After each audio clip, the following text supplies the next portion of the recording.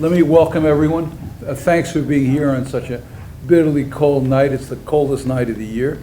I'm delighted to see so many people here. I think some of you are here because you followed the events in France. You know about the terrible tragedy at Charlie Hebdo.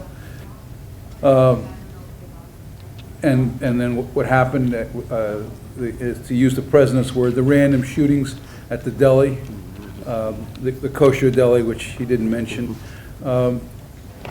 Chris Caldwell, who writes for the Weekly Standard, has written a series of articles for the Weekly Standard over the years on France, which have gathered very wide attention for their depth and breadth and intelligence.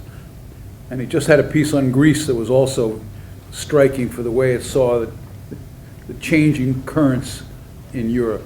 And Chris will speak. Then Guy Sorman, who is a senior fellow at the Manhattan Institute, will respond. We'll let Guy and Chris go back and forth with each other for a few minutes, and then I'll turn it over to you, the audience. My only request is just please ask questions and don't make speeches. I mean, this is a topic, obviously, which, given all the events of the past few weeks, it'd be easy to make speeches. Freddie's making one already. Anyway. Oh, great. Well, thank you very much, Fred. And I would like to thank St. Francis College for inviting me here. And I'd like to thank all of you for coming out on such a freezing cold night. It is a real pleasure to come up to New York and get to use that thermal underwear that I own.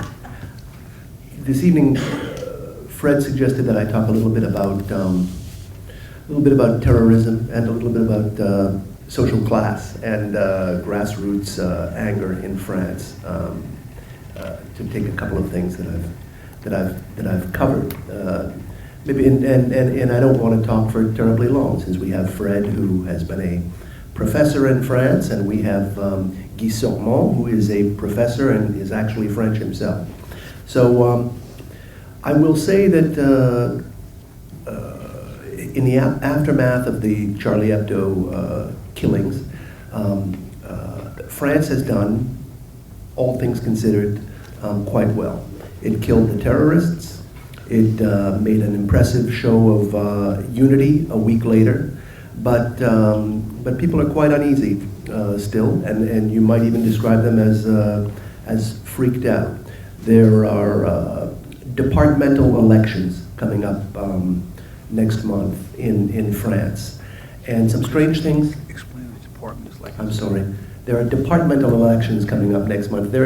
France has like 4 or 5 levels of elections. They have municipal elections, they have regional elections, they have departmental elections, they have national elections. A département is like a, what would you call it? Maybe a small version of a state. They have these départements have appointed prefects, and they have a small degree of autonomy. But there are a lot of elected offices, and there are a couple of things that are interesting about this upcoming election. The first is that last week, the National Front, which is France's sort of, you would call them a populist party. They've always been a democratic party since they were founded in the 50s or 60s, but they are in the tradition of French fascism and populism and Poujadism, and the fact that they became the largest party in France during the European elections last year strikes a lot of people as ominous. A second thing about the upcoming departmental elections is that there is a Muslim party in France, which is not brand new. It was founded in 2012, which is contesting 8 elections in 8 of the regions. So these things are making France uneasy. And in this episode,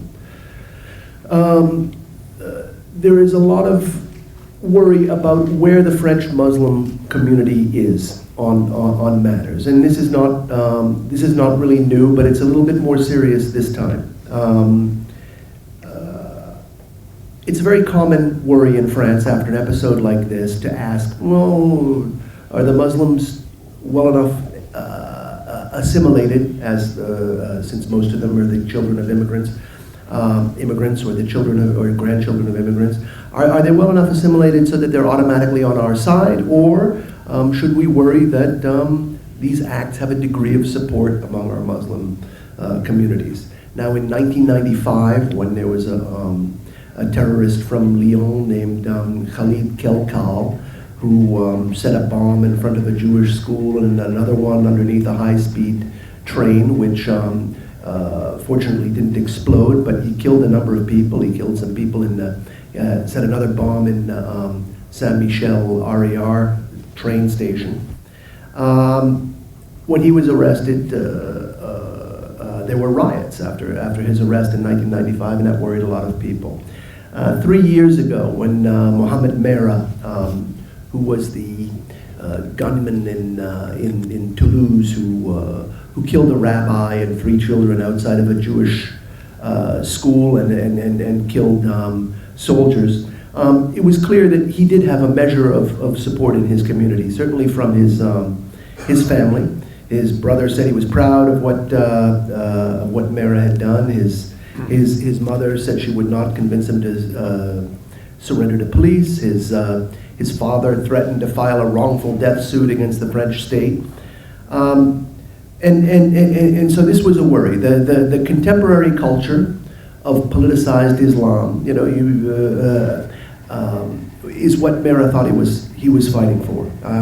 And he was upset about many of the usual things that radicalized Muslims in Europe are upset about. He was upset about the French laws that limit the wearing of the Muslim veil in public among schoolgirls.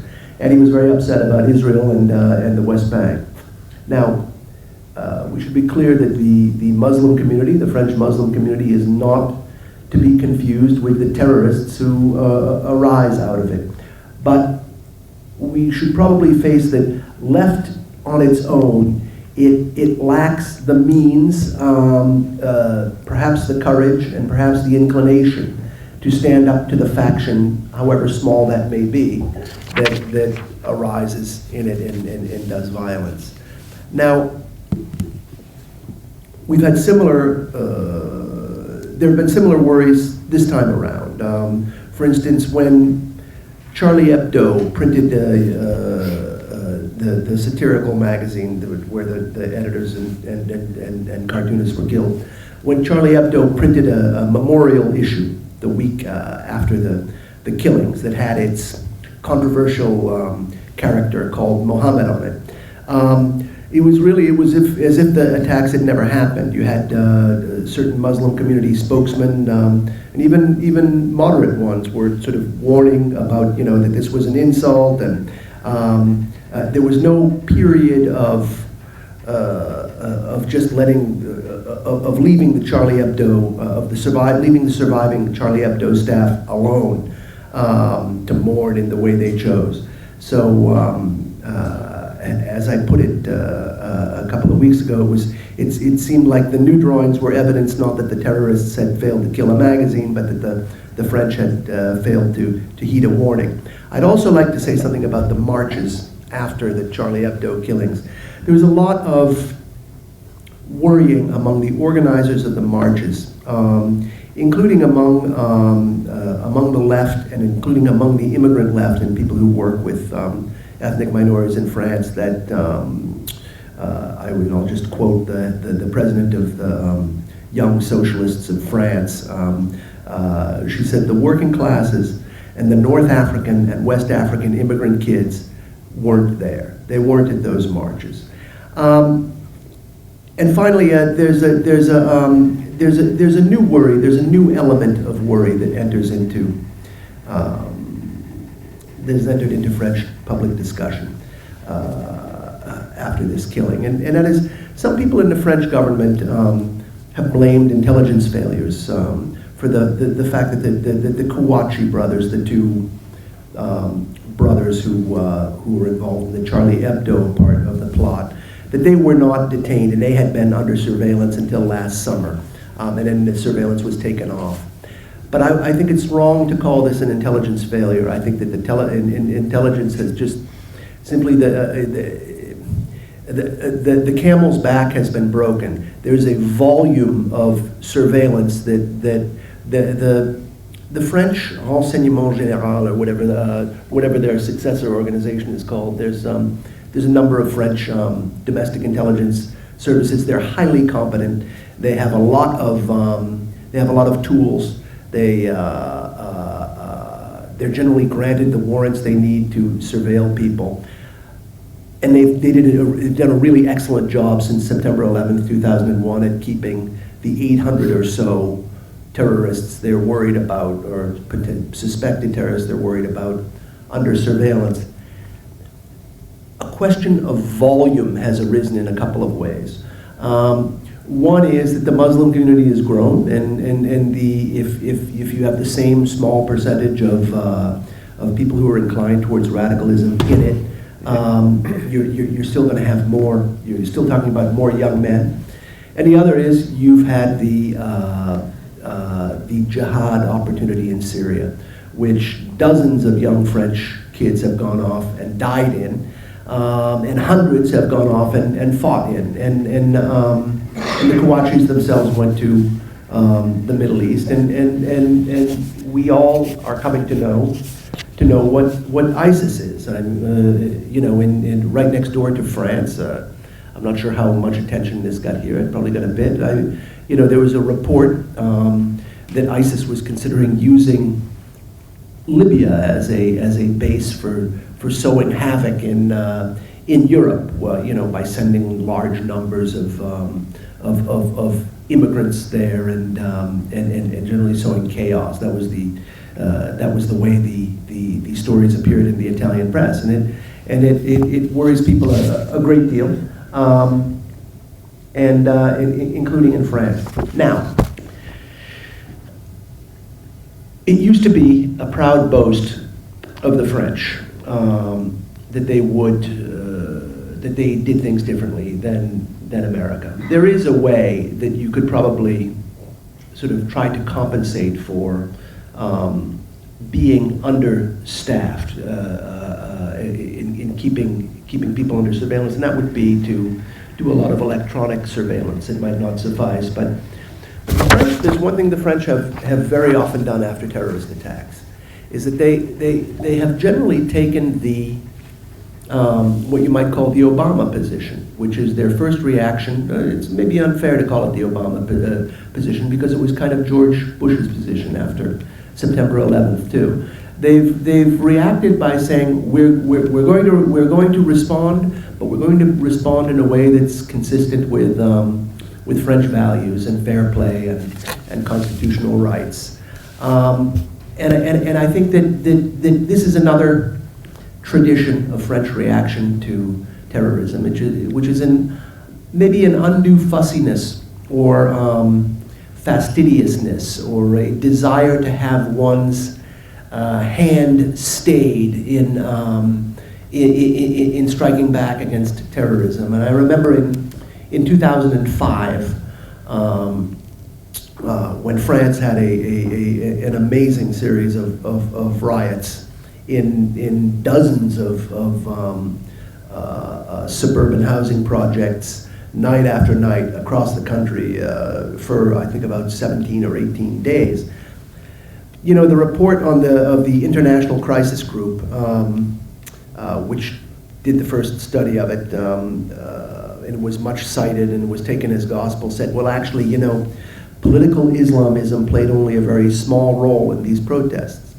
But when you look more closely, what they meant by that was in their mind, in their definition, political Islamism was defined as a desire to shape the politics of France in a more Islamic way. And so when the International Crisis Group said this, what they were really saying is that the rioters did not really care very much about the French Council of the Muslim Faith that Nicolas Sarkozy was trying to set up. Instead, what they cared about was things like Israel, the Danish cartoon crisis, disrespect to the prophet, and you might say that was political Islamism, but for them, they called that something different. They called it Sheikhist Salafism.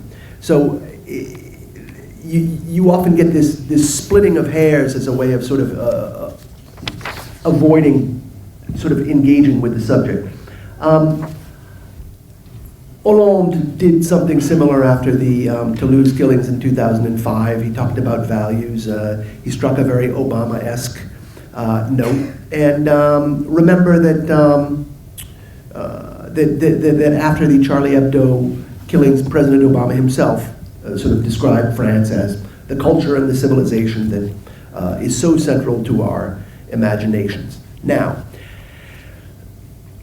there's nothing wrong with defending French values, and the events of January 7th were indeed an attack on French values. But I think much more important, they were an attack on France.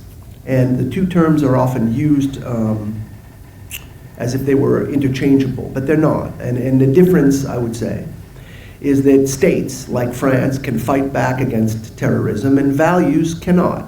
I mean, values matter, but when you invoke them too eagerly, you risk leaving the impression that you lack the stomach for an anti-terrorist fight. And there have been signs in the wake of the January 7th attacks that the French are actually quite divided about this. Hollande originally called for this march that was held the week after the attacks for everyone to come and sort of pay their respects. But Anne Hidalgo, the French, the mayor of Paris, said no, this would be a Republican march. In other words, the National Front would not be invited to take part in the march, which is a debatable course of action. But I would say that under the circumstances, it seemed to be politicizing the mourning of the politicizing the mourning somewhat.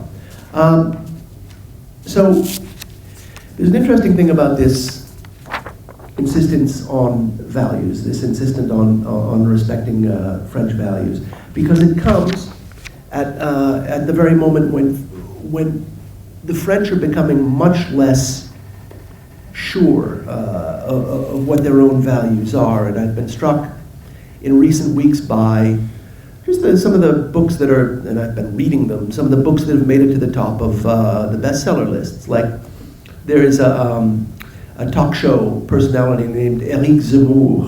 Zemmour is he's a long-time journalist, a very, very forceful television personality.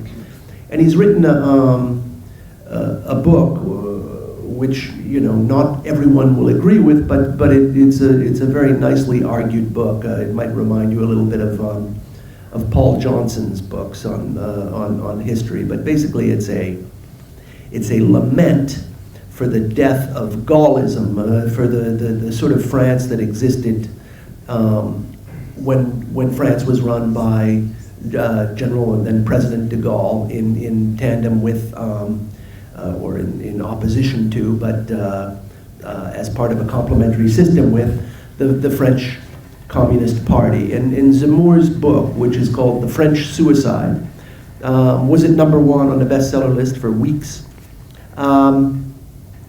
It blames the decline of France on a whole bunch of things. Some of them are pet worries of Zemmour's, like feminism. Some of them are somewhat fashionable ones since 2008, like the banks.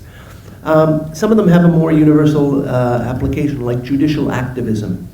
This is a very interesting book there's a very interesting treatment in this book with reference to Islamic immigration, about how France has acquired an American-style anti-racist establishment and set of laws, but without ever having had slavery or Jim Crow or any of the things that made the laws necessary in the United States. So it's just it's sort of a machine of reform, but with nothing to reform. So it just sort of wanders across the landscape looking for other objects of its, on which to exert itself.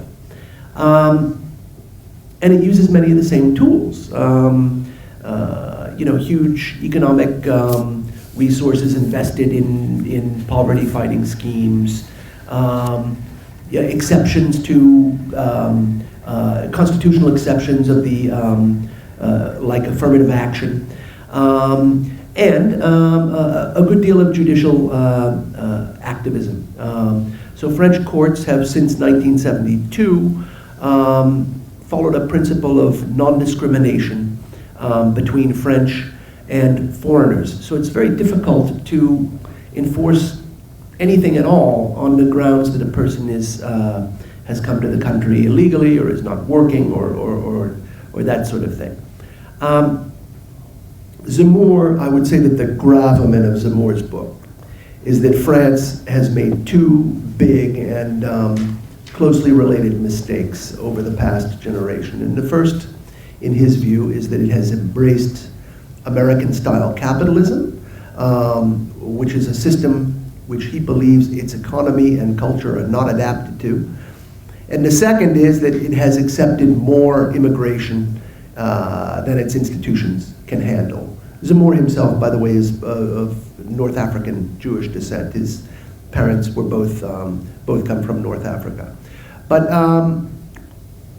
the interesting thing is why, if Zemmour's book is popular, a lot of French people agree with him, why, if there's these strong feelings, does France show no sign of doing anything to reverse these choices it's made? And Zemmour's answer is that France is no longer a free and sovereign country. It's bound into the European Union, it's bound into NATO, and it's bound to the fate of people who don't really wish it well.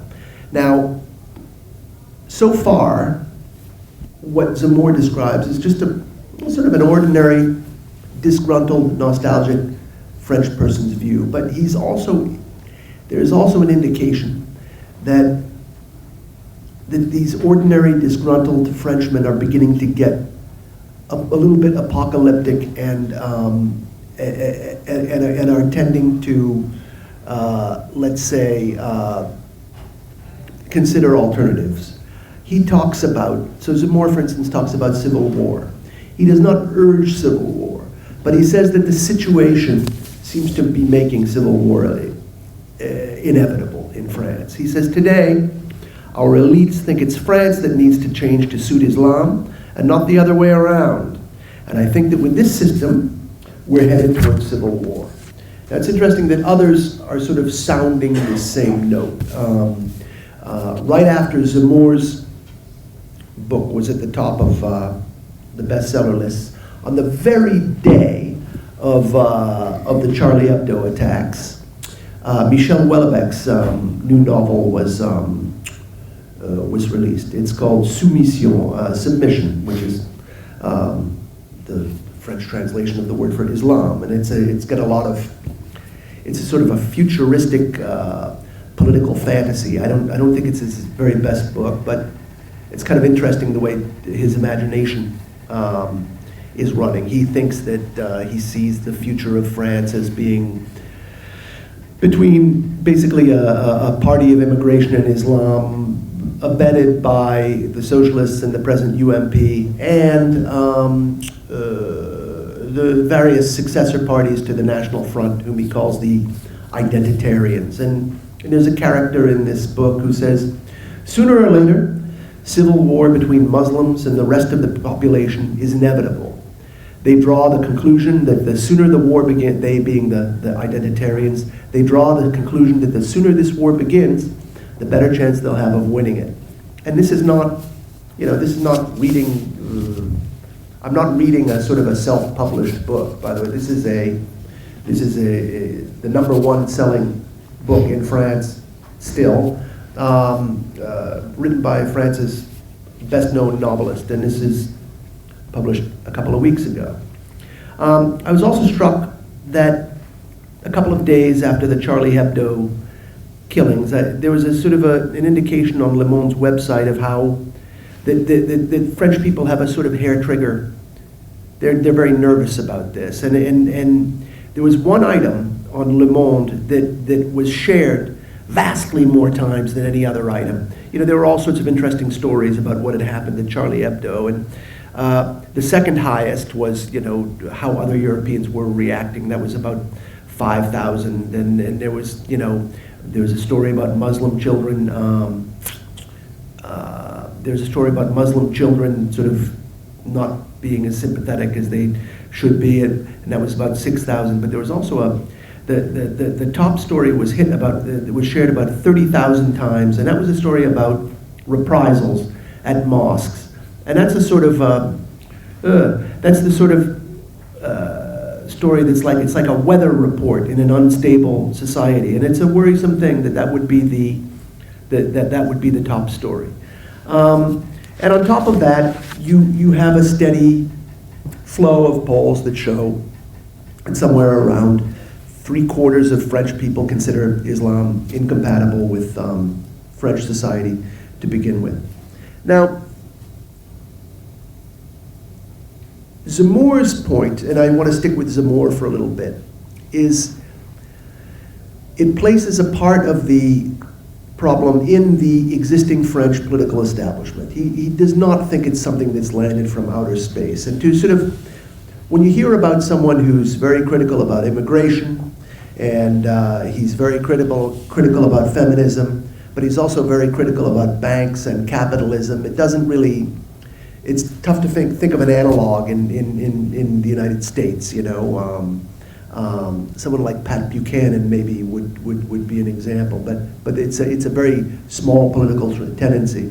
But you sort of have to suspend your ideas about the relationship between markets and conservatism to understand the way I think most French people are thinking now. They have a term which is liberalism, which means love of the free market. And it sort of floats free of this question of whether you're a liberal or a conservative, and as liberal as we would understand it. It floats free of the idea of whether you're on the left or whether you're on the right. And it's possible to be a conservative who's not a liberal, and it's possible to be a leftist who's not a liberal. It's a confusing thing. But one thing where I think that, one area where I think that Zemmour's analysis is highly convincing is in his discussion of the evolution of the Socialist Party since the early 1980s. And this is something that's happened, I think, to center-left parties in every country in the West. In what, you know, the center-left parties have generally been the parties of the working class. They're the parties that are excluded from the control of capital. And yet they have all, in almost all Western countries, I would say with the possible exception of Germany, they have become the parties of the creme de la creme, of the new economy elite. It's not, and it's not in I want to be sure that this is stated in the strongest possible way. It's not, as some people used to complain of the Democratic Party in Bill Clinton's time, that they are playing the game of the Republican Party and they're going along with the Republican Party's elite platform. In most countries, they are the party of the elite. And why should this be? Why should they have, how did they make this transition from the sort of factory floor to the faculty club? Well, I think the French situation is very interesting. To Zemmour, France offers a particularly clear example because François Mitterrand, who came to power as a sort of a real socialist with a union of the left between the Communist and the Socialist Party, nationalized a lot of French industries. Very suddenly in 1983, when the country was faced with all sorts of capital flight, had to totally reverse course and embrace a sort of more market-oriented, more free trade, more deregulated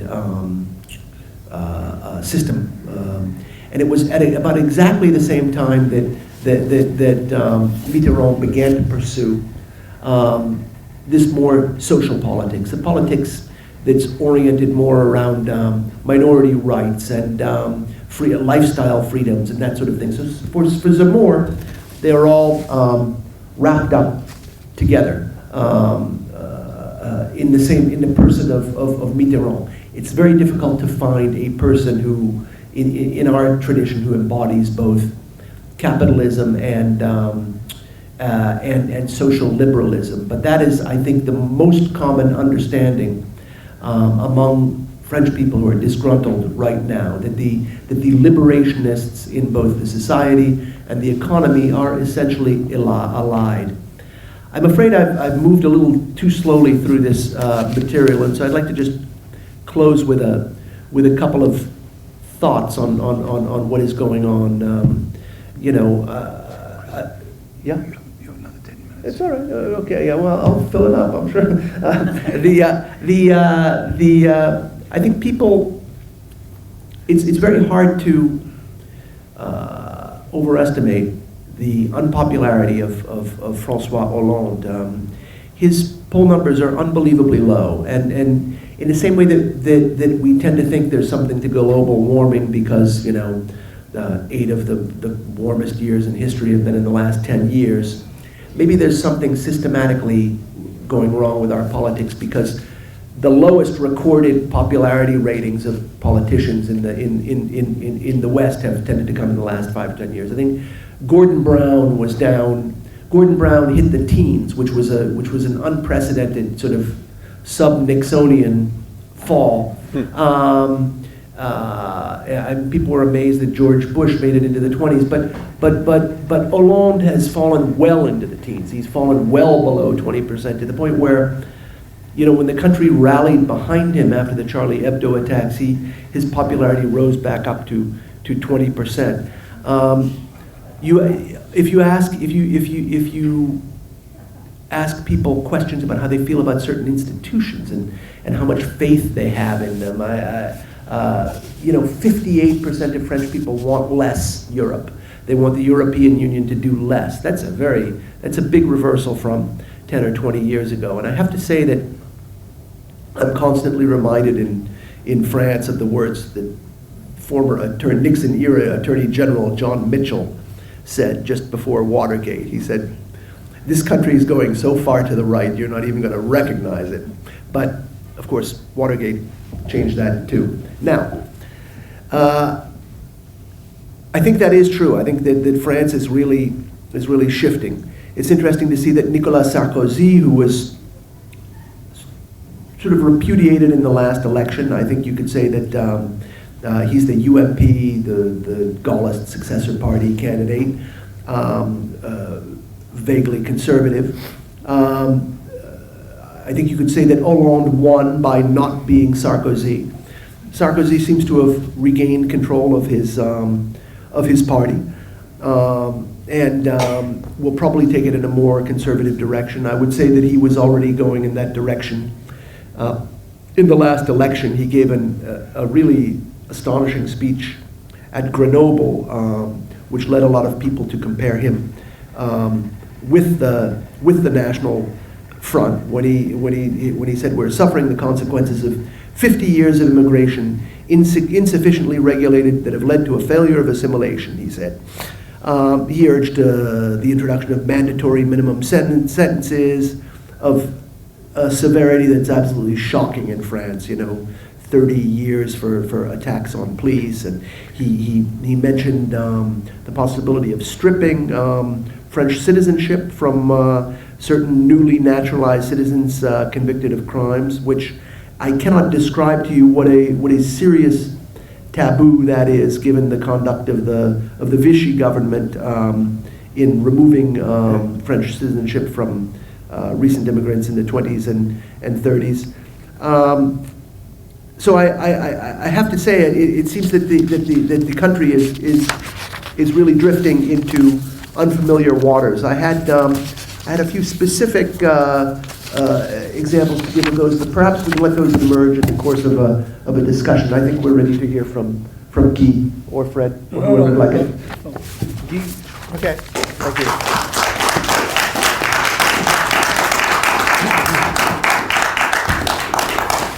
Well, thank you, Chris. I think you are the only American who knows what a département is. And France is very much criticized for having too many administrative layers, but maybe because I'm myself an elected official, I think it's good. Because Explain what you mean by that. Okay, we have at the lowest level, we have the town, and then we have the département, and then we have the region, and then we have the state, and then we have Europe, okay? And so you elect representatives at every stages of this. What office do you hold? Oh, I'm the chairman of the local council in Boulogne. It's like here in the United States. I mean, Boulogne is like Brooklyn to New York, except that it's an independent city, as Brooklyn was in the past. And so we have a mayor in the town, and we have a local council, and I chair the local council. And but this and the good thing about it is that you have in France it's a country of 60 million people, and you have approximately 600,000 French people who are local elected officials. Yeah, but they are all volunteers. I mean, we are not paid, and which means that we give really we bring services to the people. And if we were not there, if we were replaced by civil servants, I mean, all the kind of benevolent philanthropic services that we implement would disappear. Therefore, I'm a strong supporter of these local elections and this local organization. And I think it's Tocqueville wrote about it. And Tocqueville wrote that the best protection against an authoritarian state, the word totalitarian didn't exist in this time, the best protection against an authoritarian state is all these local officials, okay? And we protect the society in a way against the kind of an imperialistic government, which is a very long trend in France, as you know. And just en passant, one word on Zemmour, because Zemmour is representative, but is also a provocateur. And there is one paragraph in Zemmour's book which I cannot forgive, when he said that Maréchal Pétain, the Vichy regime, protected the Jews during the war. And so I asked Zemmour, I know quite well, and how do you explain that my parents were arrested by the French police, sent to Germany and never came back? And they were not arrested by the German police, they were arrested by the French police. So there is something a bit weird in Zemmour's book. Okay? How did he respond to you? He said, well, his response, and this has been confirmed by the Paxton book on Vichy regime, that it is true that during the very first weeks of the Vichy regime, Jews, if they were French citizens, were not arrested. This went on for 3 months. If they were not French citizens, they were arrested and sent to camp. So my parents were not French citizens. And 80% of the Jews living in France during the Vichy regime were refugees from Germany, and of course they were not considered as French citizens. So this this shows, and this reveals, and I'll come back now to the core of the subject, this reveals in Zemmour's book a huge nostalgia for a strong man and a strong regime, actually.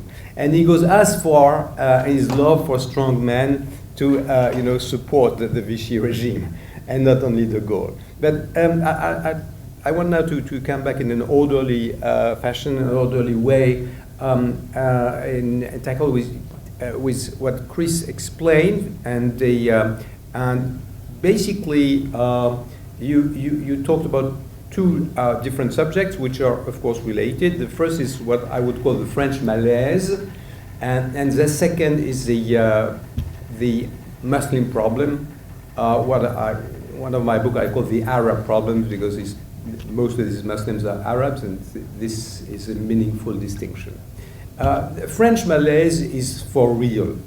It's for real, and it does explain Zemmour's book, it does explain the National Front success, and the Malaise comes from the fact that the French people are not yet accepting the fact that France has become a middle-sized power. And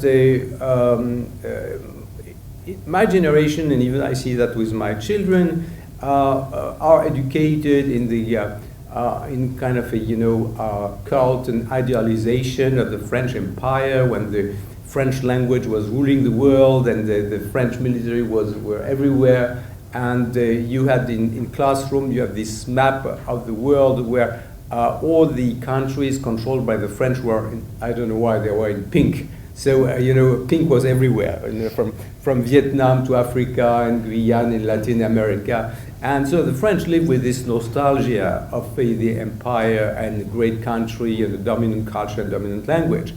And this has been rekindled by de Gaulle in a way. De Gaulle was ultimately the last incarnation of this French imperialism and French grandeur.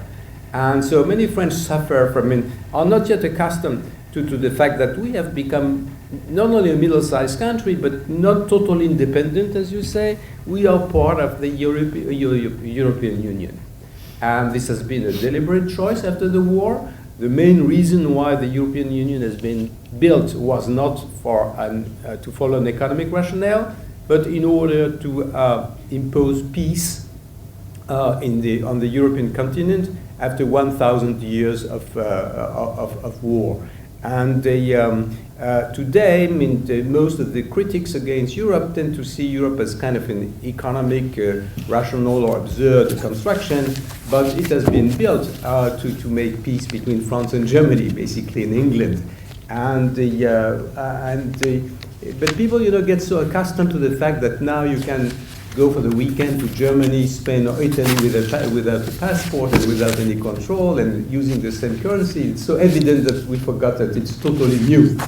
And I remember when I was young, part of my family was living in Belgium, and to go from France to Belgium was not that easy. In the train, you would stop at the border, and you had custom control. You would spend 5 hours at the border before being able to reach Brussels, okay?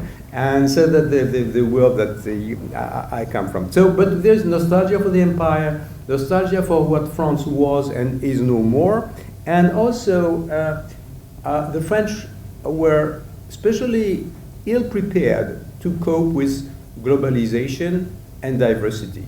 Globalization is something that is something which really it's a dirty word in France. When you say globalization, and if you are for globalization, it's a dirty word. It's a word that we try to avoid. Okay, it's not possible that France would be part of a global system and would have to adapt its economy to this global system. It's not yet part of our culture within the French nation. Also, the very notion of diversity, the fact that we have so many immigrants, especially since World War II, and mostly in big cities, and this concept of diversity is totally still foreign to us. And also, this new diversity goes against what I often call the national religion, which is secularism. Secularism, actually in French we say laïcité, and if you translate laïcité by secularism, you do not understand what laïcité is about. Laïcité is really a national religion.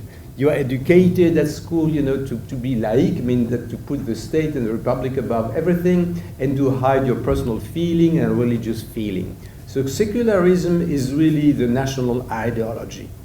And as Chris said, the fact that we have now this... Yeah. Excuse me. Sure. Well, I just want to clarify. Sure. The secular laïcité was designed essentially to contain the Catholic Church. Initially, yes. Yes, initially, because after the revolution, laïcité was it was like a counter-religion, actually, and it started with the revolution. So laïcité was a counter-religion to eliminate to contain and then eliminate the Catholic Church. And it has been quite successful at that. Because a Catholic are a majority, but nobody goes to church anymore. I mean, 5% of the French people go to church on a regular basis, approximately. Okay, so secularism, as you say, it was built against Catholicism, and it was built as a religion, which is rituals and the and morality and the rituals. Basically, it's based on rituals. So suddenly you have another population which had, with other rituals. And therefore, you do not understand, the debate on the veil, on the Muslim veil, which is, well, actually, I think I've never seen one in Paris. It's very, very rare, so it's more symbolic. But the veil was considered as an attack against laïcité, against secularism. Okay? And so all this is now in shift, in balance, and the French really do not find their place in the world right today, and they have huge difficulty to adapt from a cultural perspective and also from an economic perspective. Okay, we are in an economic stagnation since years and years.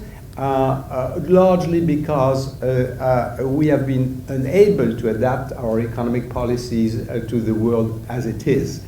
And the long hostility of the French elite against the free market is totally playing against us because there is no flexibility and all that. And so it's very difficult to adapt to the world, very difficult to compete with foreign countries, and very difficult to also accept that the labor market, for example, must be flexible if you want people to go in and out of the market. And this is, I come to it, and a strong impact on the young immigrants and the young Arab, mostly because they are the less educated. So Zemmour, Welbeck, and all that, and the National Front are various expressions of this national malaise. I wouldn't say that this malaise is leading us towards civil war. Civil war against whom? I really don't get it. I think this is really a provocateur's literary creation. Malaise, yes. Civil war, certainly not. I'm not totally pessimistic because the malaise doesn't impact all generations in the same way. In the younger generation, well, the most educated are pro-European. For example, Chris said that you have now a majority against Europe. But if you look at in detail at this kind of poll, the more educated the people are, the more pro-European they are. And another criteria, I mean, it may be trivial, but I think it's very significant. You know that the French used never to learn any foreign language, and certainly not English. But now, I mean, all the young generation, I mean, the educated and even less educated people through television and all that, I mean, do speak English. And so this is part of the globalization process. And also, as I would say that part of this adaptation to the world the way it is that anti-Americanism, which during one century had been a defining ideology in France, has nearly totally disappeared. I mean, to be anti-American is a bit ridiculous. I mean, it's not the respectable, legitimate ideology. You had to be anti-American to be a respected intellectual. Man, this is really not true anymore. And now this is a short description of the French malaise and the trends. I mean, you have negative trends like the incapacity to adapt the economy, as I said, the incapacity to accept diversity, the incapacity to accept that you are part of a larger world, but you have also made adaptation, and especially among the young generation. And as we are in a college, I think it's a very significant that in my own Grande École, I mean, where I was a student and then a professor at Sciences Po, and it has become bilingual. I mean, most of the important lectures now are given in English or other European languages, and all students to get a degree must spend 1 year abroad, which in my time would have been impossible to even to conceive. You know, why would you go abroad? You know, where everything is here, and now you must spend a year abroad. So the higher education system is adapting to this global world. And there are signs, also positive signs, which show that the French society is adapting. And also, one sign, you mentioned the Socialist Party. The Socialist Party, I mean, this now socialist only in name. I mean, they have rejected all their Marxist ideology. And the problem of the Socialist Party is to accept the free market without saying it. So they find, you know, kind of rhetorics to say they are socialists, but in fact, they are economically they are no more. So now let's come to the second part of what you talked about. What about the Muslims? I'm old enough to have seen the transformation of the problem. And when I was young, I lived in a workers' suburb near Paris, a very poor suburb, industrial suburb, and 50-50, half of the population was a city. It was a town of 50,000 people at that time, and half of the population were. We didn't say Muslim. I think we ignore the word. We said Arabs. Mm-hmm. So they were Arabs. Mm-hmm. And what happened, time passing by, and one generation after the next, the Arabs suddenly became Muslims. And they even, at the beginning, they even didn't define themselves as Muslim. They said, we are Arabs. And now the younger generation say, we are Muslim. So the Arabs have become Muslims. And important factor, I think, which needs to be mentioned, is how many French, because they are French citizens, how many French citizens are Arabs or Muslims? Because now we have Muslims from sub-Saharan Africa, which is quite recent.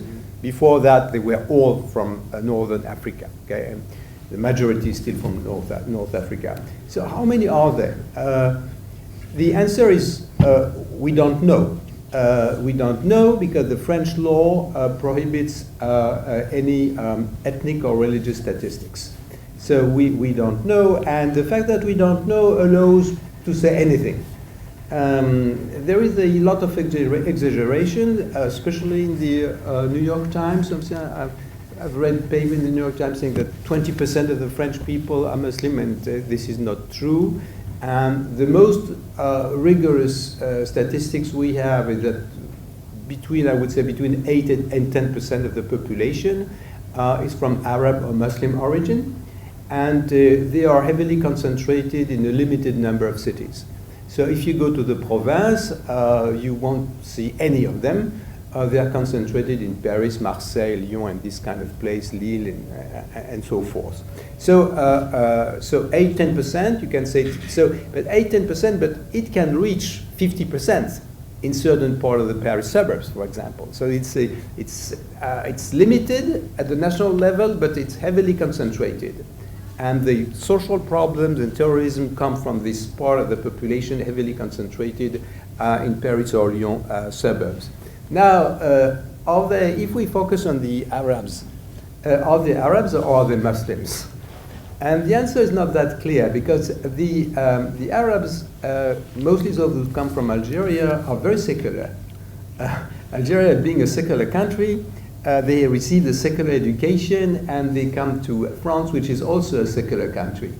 And as you mentioned, my responsibility as a local official, we have in Boulogne approximately, it's a city of 130,000 people. Okay, so it's quite a large city for France. We consider that we have 10% of the population from Arab origin. It's because we had the huge car factory Renault in Boulogne. So the Arabs came to work at Renault, and we have 10% of the population which is Jewish, and most of them coming from North Africa. So it's quite representative in a way. And I do meet on a regular basis representatives of the community, except that we don't use in France the word community. There are no communities in France. There are only citizens. Okay, and When I receive the leader of a community, it is very embarrassing because legally he's not the representative of any community. And also I have no way to know how representative he is. Anyway, when I meet these representatives of Muslim or Arab communities, they never ask me to build a mosque. We have one, and a small one, but they are more interested in jobs and the housing and the soccer stadium. And so religion is not really a priority for the Muslims in France. It's not the priority. The priority, and there are two priorities. The first one is that they would like to be accepted as authentic French citizens. And it's true they are not. Because of what I said before, diversity being such a new concept, and as you mentioned some polls saying that the French have a hard time considering that the Arabs or Muslims are truly French citizens. And this goes both ways. I mean, if I say you are not truly a French citizen, even if you have a French passport, then the person in front of you will react and say, okay, you reject me, I reject you. So it's a dialectic situation. Who is responsible? I am responsible by rejecting you, or are you responsible by being more aggressive because I don't accept you? But this is the social dynamic right now. We have a very adversarial relationship between the so-called Français de souche. I don't know, you would translate Français de souche, French. Native-born Frenchman. Yeah, I don't know if French of French background, womb French, people of French descent. You have the people of French descent, Français de souche. So I'm not a Français de souche, but my wife is a truly, my wife is French since 1,000 years, okay? She can demonstrate that our ancestors were in the Val de Loire 1,000 years ago and going to church since 1,000 years. I cannot do that. So that's the Français de souche, and the other were not Français de souche. And the Arabs are certainly not Français de souche. And how many generations does it take to become a Français de souche? We are dealing with people belonging to the third generation, and they are still not considered as Français de souche. So the first source of conflict comes from when do you become really French? How long does it take? How long does it take? How many generations? And there are a lot of comic movies and a theater play and books playing on this, saying, but you have an Arab saying, but I'm in France in 3 generations. Okay, the answer is you are in France, but you are not from France. Okay, and it's very different from the United States of America. And the other source of conflict is economics. Okay, economics means French from Arab or Muslim descent are undereducated, and they are sent to the worst school in Paris suburbs. And the level of unemployment is appalling, absolutely appalling. And it's among the young French citizens from Arab or Muslim descent, you have at least 50% unemployment in Paris suburbs, for example. And this doesn't come from the absence of growth. I think this comes a lot from our overly regulated labor market. As you cannot fire anyone, you don't recruit anyone. Okay? And also the situation is aggravated by our welfare system, which is the best in the world, as everybody knows, and which allows you to live, I wouldn't say a comfortable life, but a decent life, and without working. So between welfare, the black market and dealing in drugs, and then you can have a decent life in Paris suburbs.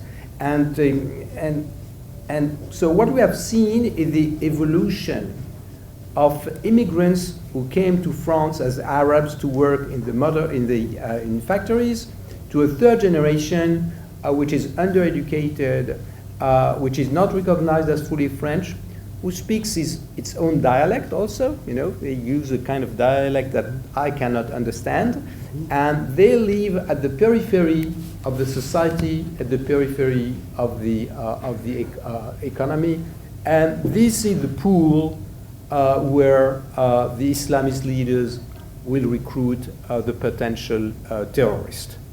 And we have in France, like everywhere now in the world, I would say kind of a new, I don't know how to call it, it's a new Islam in a way.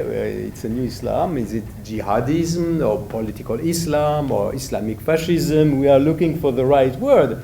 But we cannot deny two things. The first, that they exist. They exist. We have, you say potentially, we don't know, but potentially we have at least 3,000, some would say 10,000 potential terrorists in France. And they belong to this new kind of Islam or new kind of politicized Islam or jihadism, and you cannot deny that there is a connection between Islam and Islamic and political Islamism. I mean, to say that there is no connection is totally absurd, because they say there is a connection. And if they say there is a connection, there is a connection. Okay? And so this is the situation as it is today. And frankly, we don't know how to deal with it. Thank you.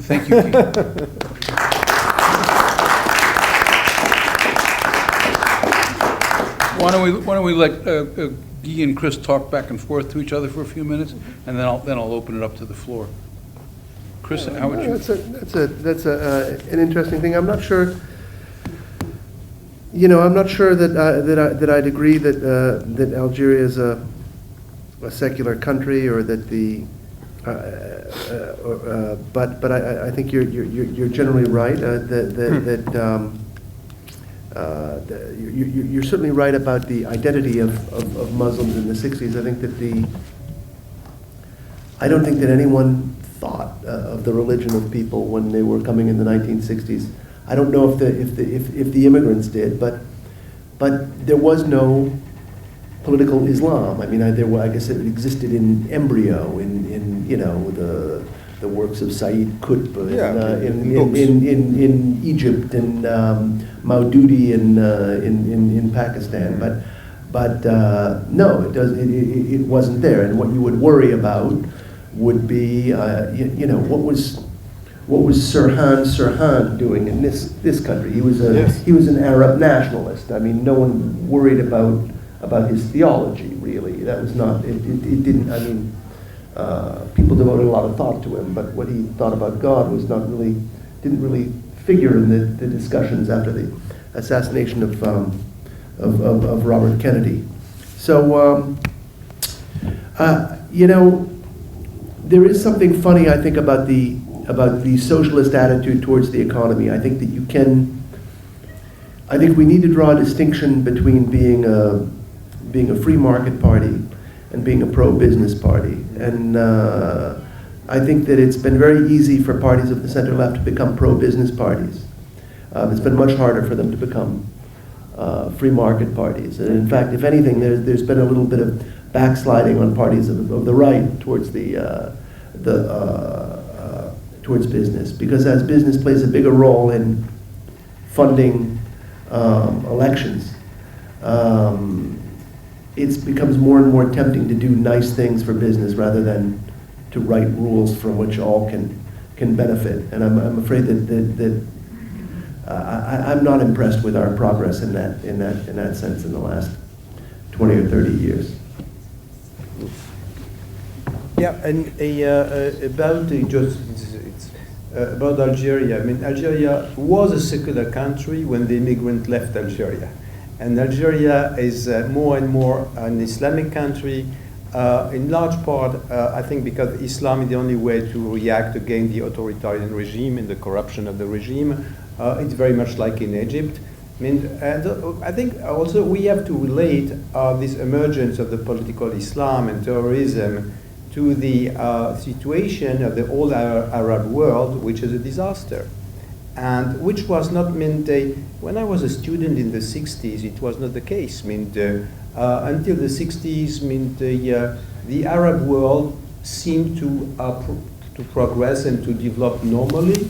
I mean, you had the democracy, you had the parliament, you had parliament everywhere, you had free press, you had free universities, and with the late 50s and Nasserism and all that, I mean, we have seen the destruction, self-destruction of the Arab world. And of course, this is one of the dimensions of the problem. One of the dimensions.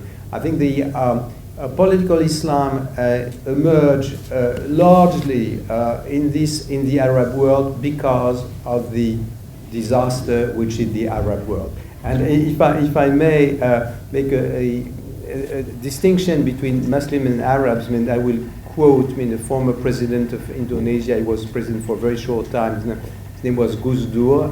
He was a religious leader, and who created a popular movement, creating schools all over Indonesia. He was quite a remarkable man, and he used to say, poor Arabs, they totally lived in the past, because in the past, when they were the leaders of Islam, and they were the most wealthy people, and they built a huge empire, so they live in the nostalgia of this golden era which was in the past. And we in Indonesia, when we look toward the past, I mean, we were poor, we were ignorant, and we were not even Muslim. So we looked toward the future. And so I think this distinction between Arabs, living in the nostalgia of a lost prestige, vis-à-vis the rest of the Muslim world, which is looking toward the future, especially in Asia, I think it's a very interesting distinction. I mean, there is an Arab problem as such, which is distinct and not totally distinct from the Muslim problem. But when you say it's interesting, do you mean it's false? Because I think that a lot of Arabs are really kind of optimistic about the future, including a lot of radical ones. And if you talk about failure, I mean, if you look at, there were I believe 450,000 Palestinians in 1967, and now how many are there? I mean, 1.6 million. No, many more than that. No. That's yeah. No, only Yeah. that's Okay. Well, okay. So we have a rough quintupling. I mean, under the criteria that most people through most history have applied to success, that looks like success. To use another criterion, you can explain this in many ways, but the fact is, 30 years ago at the time of the Iranian hostage crisis, I knew a woman who taught Farsi here in New York City. The State Department was calling her up all the time. Find us some people who speak Farsi, because there was no one in the United States who knew what Farsi was. There were no classes in Farsi. Now, I'm sure there are now, but what I'm getting at is there are kids all over the country now who want to take Arabic. There are Arabic classes in university that didn't teach them before. Whereas, when I was a kid, 80% of high school kids took French. Now it's about 5% of high school kids. I don't know. I have to say that if your language is being taught around the world, you're progressing. I think the future belongs to you. It's a bit of a paradox. Yeah. Try to explain that to an Egyptian. I think But the criterion, I think the only criterion on which it's problematic is sort of per capita income and wealth, and I'm not even sure that there's been a regression in that. Yeah, there's in that way. Yes. Well, yeah, there's been a regression, and not only per capita income, but the freedom of expression. Look at the. Let's focus on Egypt 1 second, which is the leading country in the Arab world. I mean, until the late 50s, I mean, you had good universities, you had free press, you had political parties. I mean, all this has vanished. But I would ask, what country in the West or outside of the West is making great strides in freedom of expression? I don't see it here. I don't see it in Europe as well. I'm not comparing us to the level of certain of these heavily censored countries. I will quote two countries Yeah. where you have a lot of Muslims, India and in Indonesia. which are not doing that bad, I mean, No, no, economically no. and politically. Yeah, but yeah. No, no, Because I want to disagree with something you said fundamentally. Sure. Guy. I think you're wrong about. I think the two leading writers on political Islam in France, Olivier Roy and Gilles Capel, are really, to my mind, not very good, and I really have gotten everything wrong over and over and over again. Not Olivier Roy. Capel, yes, is totally wrong. Olivier Roy, less. I would we could argue Good that. distinction. We could argue. My point is a different one, though. My point is, political Islam has always been there. It was submerged. The Germans in World War I tried to tap into it, and they tapped into it again with World War II.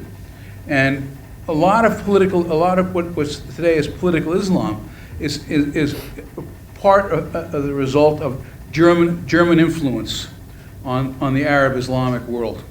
And it didn't explode until the 70s, but it was there, it was fermenting.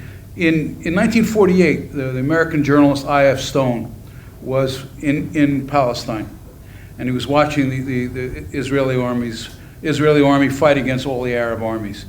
And he noticed that all of the generals, all of the leaders of the Arab armies were ex-Nazis.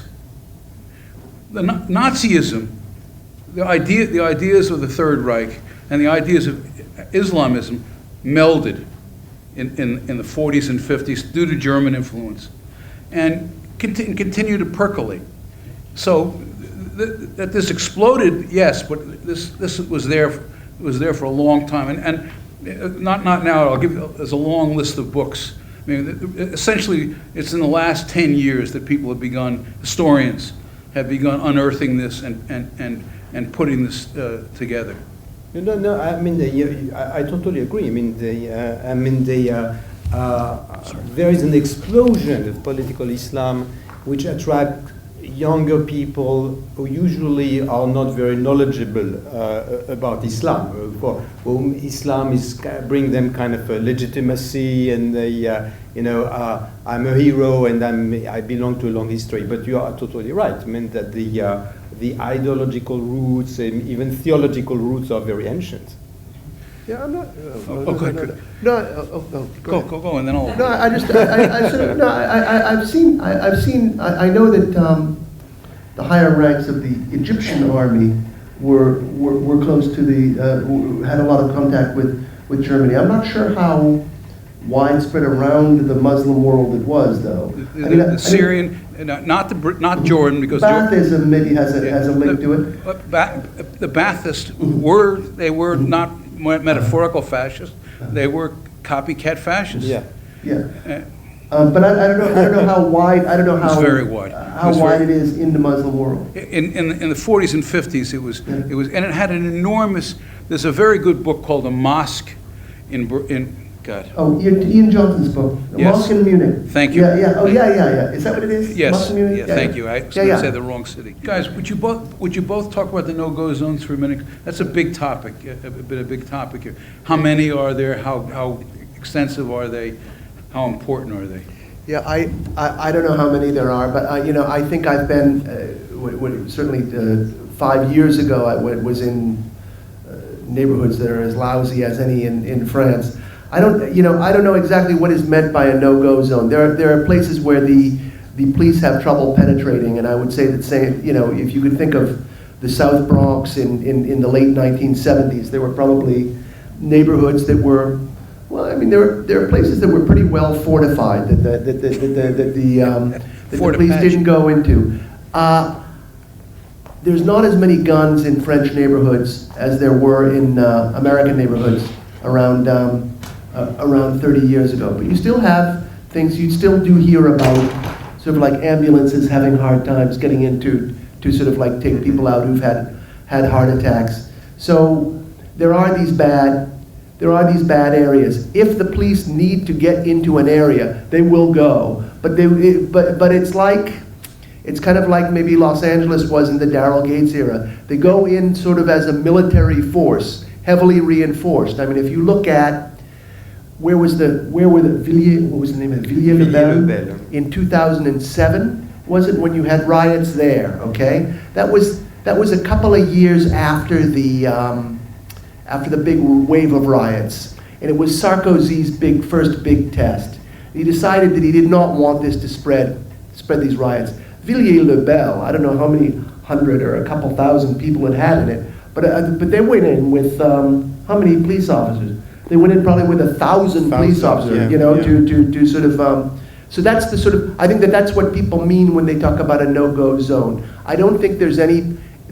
I think whether the French state can get into an area is whether it has the will to and whether it chooses to do so. I mean, some of them are rough.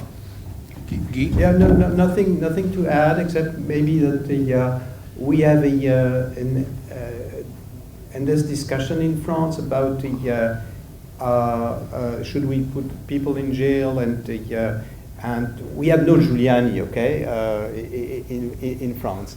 And it's very significant that most of the terrorists and the Kouachi brothers were attacked in the Charlie Hebdo. They spent some time in jail, but probably not enough.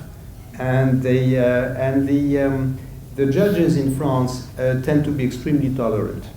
So there is a constant conflict between the police and the judges.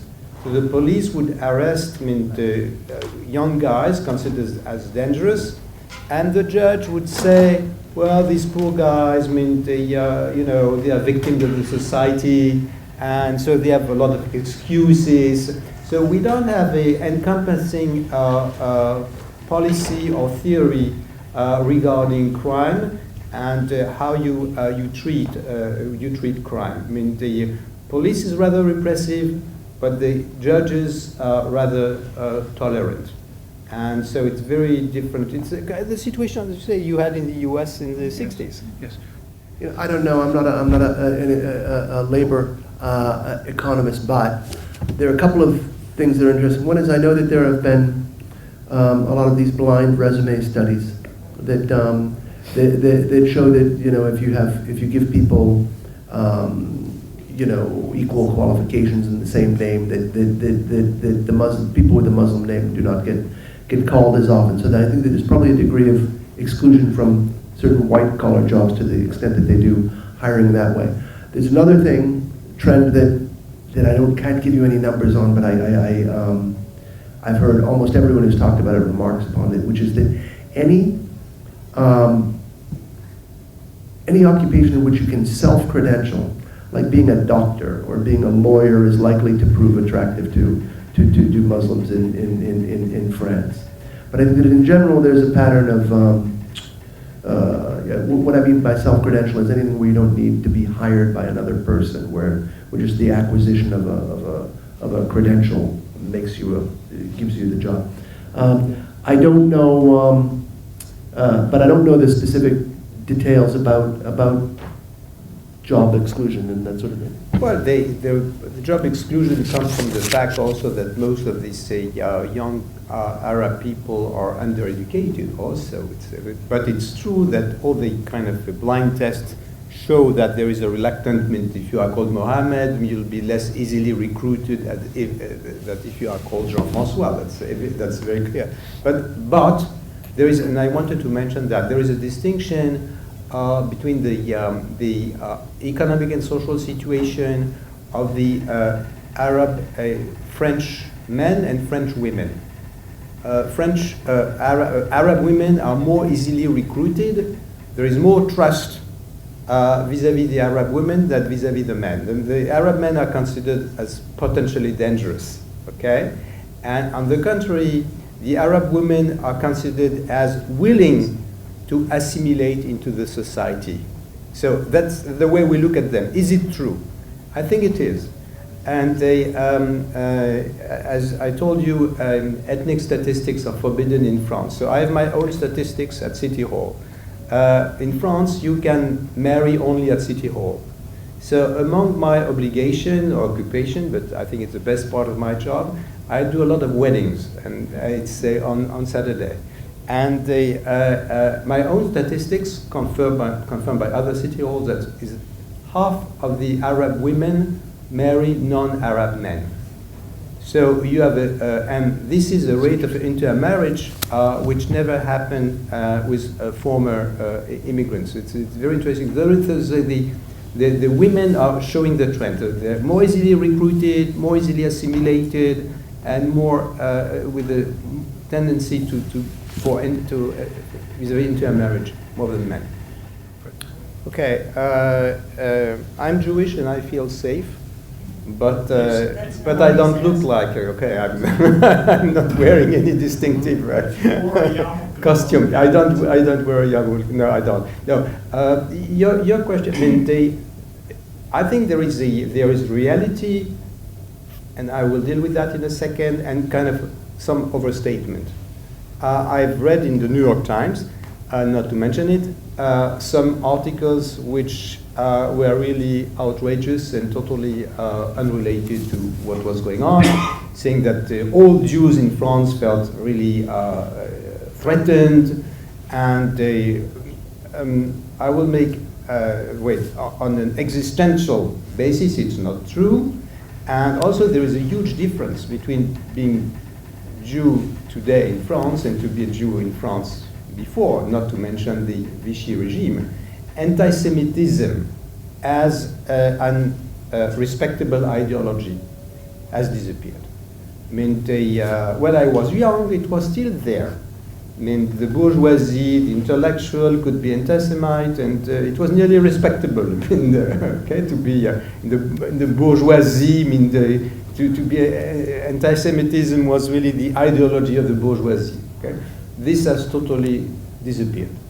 And but you have a hostility, nearly always coming from young Arabs, against Jews who look as Jews. I mean, and I do understand why these Jews in France really feel insecure, because they tend to live in the northeast of Paris, or northern suburb of Paris, and they are the neighbors of this young Arab community. So there is a kind of sometimes direct confrontation because of the place where they live. So please, no overstatement.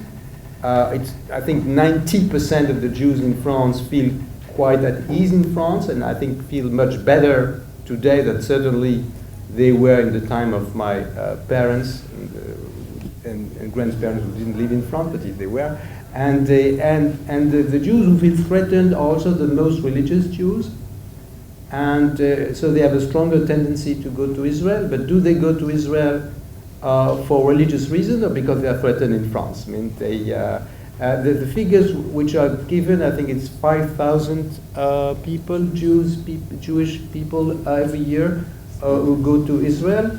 But this is not counting all those who return from Israel. Okay.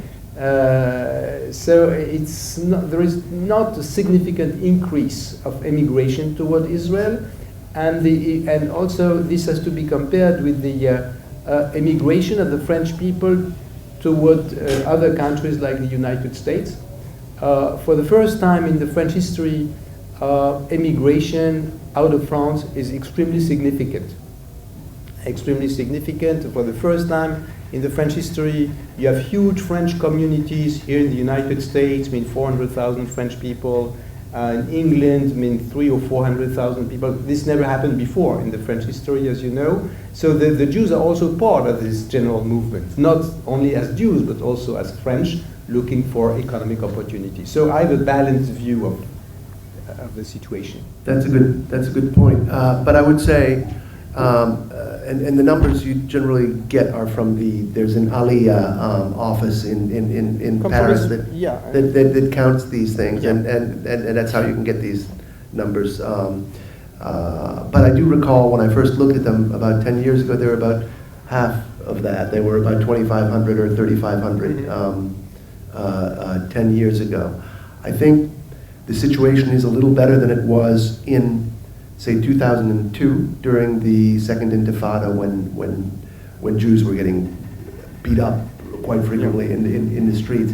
But part of the reason is that there has been a great sorting of the French, of the Parisian Jewish population. And I think that 15 years ago, Jews tended to live more all over Paris. I think there's been a gravitation towards where Guy is sort of at like, what's it, like 9, if Paris is a clock, right? It would be like 9 o'clock on the clock, right? So a lot of Jews in Paris have moved near to where you are. Yes. And in Bologna, in Auteuil, and people I talk to there say that they're there because they feel safer there than they do elsewhere. So well, we moved to more wealthy suburbs. That's to do with economic success. I mean, it's Boulogne is like Florida for you. I mean, you go to Palm Beach and it's like Riverdale. France's whole conversation about anti-Semitism has been built out of a national sense of guilt. It's been repressed a little bit by de Gaulle's successful presentation of the France that deported Jews to eastward as not having been the real France. Okay, but France has maintained a guilt over that episode in its history. It has thus had a project after World War II of making people come to terms with that guilt. And it has been an official project. I mean, I think that governments have sought to do it, and it's been a cultural preoccupation, particularly for France's filmmakers. I think that the importance of, like, you know, Marcelo Fools and Alain Resnais and films like this in changing people's attitudes towards it has been great. But so when people say, how is anti-Semitism in France? They're answering the question of, have we succeeded in sort of like taking to heart what we did in World War II? And the answer is yes. And the answer is, is France anti-Semitic? The answer is no. The problem is that you have a new French people coming from abroad, who do not necessarily feel themselves implicated in that history. And the French don't necessarily feel them implicated, and they have not been re-educated about that history. And I think that Dieudonné is an interesting figure in this regard. Dieudonné is a really brilliant comedian, and I won't psychoanalyze him as some certain people have tried to do. He once had a Jewish comedy partner and that kind of thing. But it's interesting that the part of France that he speaks for is a younger France. And I was struck by when his last anti-Semitic show was coming out. When was this? This was about 13 months ago. There was an attempt to ban it. It was supposed to open in Nancy. And Nancy, the mayor of Nancy would not ban it because it would have been prior restraint. You know, they have similar free speech laws like ours. So Manuel Valls, the prime minister, seated the, what do you call that court of yours? Not the Cour Constitutionnelle, Conseil d'État, and they issued an edict that it was not to be shown. It turned out to have been a brave thing for Valls to do because his popularity ratings after he did that fell very steeply. But I remember they fell. But I remember seeing that most of the fall was due to a fall among the very youngest French people, which is, say, French people under 30, who are of a different... Non-Muslim? No, I think that what I'm saying is that people under 30 tend to come from they tend to be children of immigrants. I mean, I believe that at least a third of that age cohort are non-Français de souche, to use the expression, the politically incorrect expression if we were in France. But Guy was saying in Boulogne, he was taking one. It's true all over France. No, it's true all over France, we think, yes. Mm. Yeah, well, I mean, the immigration has stopped, particularly in France. Huh? So you can say that in 2 or 3 generations, the problem is solved, but we are confronted to an immediate problem. which is the fact that you have several thousand young Arabs who want to join the terrorist movement. So there are two separate things. I mean, you have the general problem of assimilation, and I think that it can be solved naturally. As you say, I mean, it's very significant that now we have so many medical doctors, engineers, and so on, I mean, who are from Arab origin. So you have the long trend with some positive aspects, but we are confronted to an immediate problem, which is an actual threat from Islamic terrorism. So the two things are distinct. What? The math has to work out. Who are the Arab men marrying? The Arab what? Who are the men marrying? Oh, usually they go back to their country of origin to find a wife. Well, France did. Where? France did in the 70s. During the premiership of Raymond Barre. Yes. They set up a program. It was a premium. Yep, that paid a certain amount of money to go back, but it was They not. took the premium and they came back. They flew home, visited their family, and came back. Yeah. But it didn't work, and I don't. But there were similar attempts in Germany at the same time. I do think that the American way of assimilation, and I'm not sure why this is, whether people have really come to love it or admire it, or because our influence in the world is so preponderant, or whatever. It's a new nation. But every country in Europe now pays lip service to these same ideals of being America. And you may say that they don't believe it at a sociological level, but at an official level, at the official level where immigration policy is made, that is their operating principle. And on top of that, there are the European Union immigration policies basically take a lot of these problems out of the hands of individual nations because because they eliminate borders. Now, a Libyan who sneaks across the border into Greece really has no more right to be in Germany than he does to be in Greece. But de facto, he's very difficult to deport from anywhere. So whether or not this is one of the big questions. Is I agree with you. I think that in the inmost hearts of a lot of people, particularly working class people who've seen their prospects decline, there is a sense that they're stealing my country away from me and that kind of thing. But that is not the official policy, and the only thing that would change the official policy would be if these disgruntled people somehow took power, and I don't see signs of it in the near future. Let me thank both our speakers. Thank you.